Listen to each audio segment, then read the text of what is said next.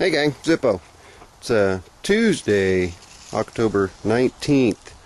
Thought I'd get the crew out and clean the inside of the barn out. Felt pretty good today, so figured we'd get a photo op in.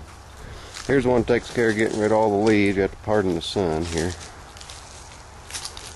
There's my easy vac, leaf vac. You can kind of get an idea of the size of that sucker by the size of the D10 there. Just recently replaced the hose, got that poly hose, and it works really well. Really well. No complaints with it at all. The old hose had more duct tape on it than it was actually hose. And anyway, there's the old B10. It's got a B12 seat, but it's early B10, 1964. Original 23D. I had to rebuild it through a connecting rod a couple years ago. But runs like a top now. L5 horse Briggs pull start there for the leaf vac.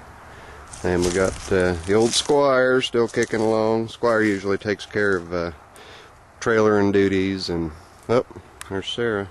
Meow meow. Sarah. Meow meow. Come here, kitty kitty. Meow meow.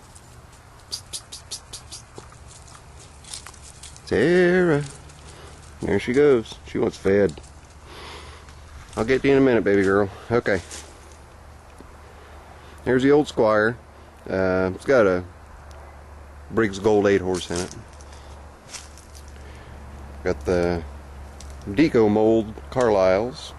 23 10.5 12s there. These are 4.88s.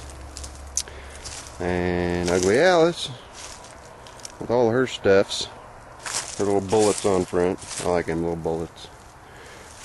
And skull. Found another skull. I didn't pick it up. I'm going to wait till next month to get it because I've got a gun coming in that's running me really short this month. But you guys will get a video of that. It's North American Arms brake top 22 Magnum. Anyway. Oh, speaking of, here, let me show you guys something here real quick. Some of you watch my videos for my guns, some of you watch my videos for the tractors. So I'll just go ahead and incorporate the two. Now mind you, this is loaded, so I'm not going to keep my finger on the trigger. Now, what I'm showing you are these grips. These grips were made by Mr. Mad Hat himself, Jason. He makes the holsters that I've got quite a few of. Here's the pocket holster. There's his logo right there, you can kind of see it. And this is my pug. Sorry about the wobbling, I'm using both hands here. But he made those grips out of a piece of ebony that I sent him. I can't pronounce the first name of the ebony, but it's a rare African ebony. And it's only showing a screw on one side. The ferrule inside the grip over here is actually screwed in to the wood, and that locks it in place, and then you just need one screw to hold it all together. But you can see those grips are just, I mean, they almost look like plastic, but trust me, they're not. That's the ebony. And that's Mad Hat leather. Any of you guys that know him, I highly recommend you get your order in for a set of these ebony grips or a set of walnut grips. I gave him some tiger walnut and some curly maple. He doesn't have a lot of the curly maple. I'm going to send him some more of it. But you guys need to get your orders in. Beautiful work. He's definitely an artist. Back to the tractors. Ugly Alice got her tiller on her. Just finished tilling over there by the fence. And we'll zoom in here. By the fence right along the outside of it there. So we're going to plant a bunch of bulb plants out there. Irises and whatnot. Daffodils and tulips and everything. So we've got something coming up all season long. There's the hoss. Yeah, I just did a video on him the other day. He's still plugging along. Obviously, it's just been a couple days. My little 305, showed you guys that in the last video. There's a 728. The 728. These tires here, I'm going to give to my buddy Chris and pick me up a set of larger. I can fit the 20-inch underneath here, and these are a little bit smaller than that. But this is my 728 Broadmoor. It just got a quick freshen up. I just painted the hood, a little bit of the dash, and the rear seat pan. It's no beauty queen, but it looks half decent. Then of course got my little tri-bars on front. Did a little bit of trading. Guy bought these and decided he wanted bigger ones for a landlord, so I bought these off him for what he paid for them to help him out, and threw them on there. He threw in the wheels. They were prime for me, so I just had to paint them. But there's 728. And of course, everybody knows the old landlord. Yep. There's my tag. I've got to change this tag. That tag, I've got to change it. You guys, I don't care who knows my last name.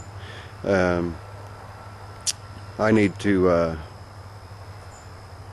change that to say Zippo, because when I was at the tractor show, I was being hollered at left and right. Hey Zippo, hey Zippo. And this is the one, 725, that was going to become the rat rod. Now it may still, I don't know. It all depends on how I feel. And as you can see, I've done robbed the starter generator off of it.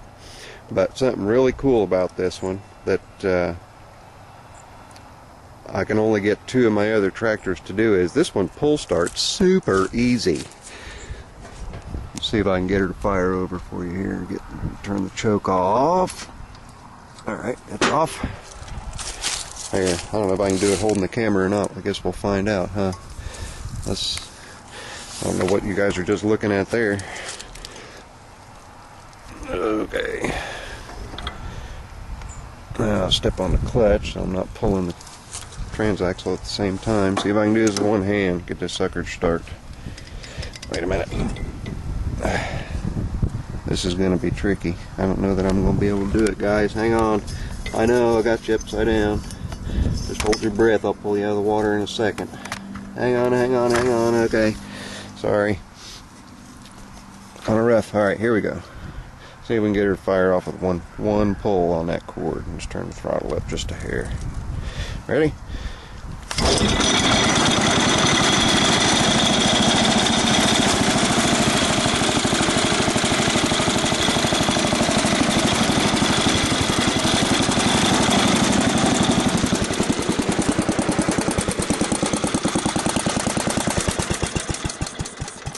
So, if anybody says it's impossible to pull start these things, wrong! It's actually really easy if you've got a nice good motor that likes to fire off first time. I've never tried it on the old landlord. Think I ought to? Want to try this? I'm going to set the camera down this time. Set it on the hood of the 728 and see what we got here. It's not too bad. There isn't much I can do to get more of it in the picture there. Let's see. Nope. Okay. Well, you'll see me lift the seat and wrap the cord. Let's see if we can get her to start.